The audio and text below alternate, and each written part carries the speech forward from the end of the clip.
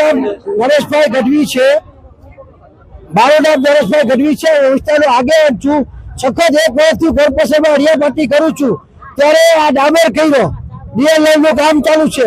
ચારે વિસ્તારમાં પાણીના ખાડા, ગંદકી. મારી એક જ માંગ છે રાજકોટ કોર્પોરેશનને અને કમિશનરને કે આ બ્લોક નાખી દો, કે ટેમ્પરરી ગ્રીડ નાખી દો. આ એના અનુસંધાનમાં અમારા દાદા બધાને સ્કૂલનું મકાન લેવા માટે ગઈ ટાઈમ બાળકોને સવારે 5 વાગે મંદિરે જવું તો હેરાન થાય, ચોમાસાનું પાણી ભરી જાય. એના માટે કમિશનર સાહેબને આયોજન પત્ર દીધો છે.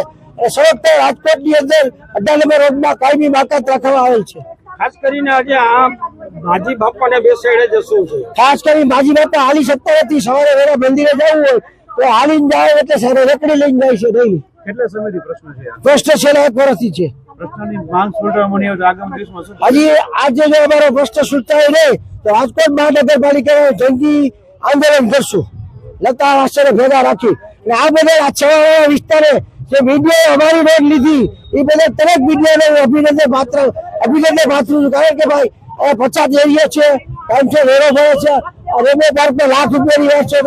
ગંદકી રસ્તા, આમ 4 કોસ સેન્ટરના રોડ કહેવાય. ડી માર્ટ, સાડીનાર માર્કેટ બધું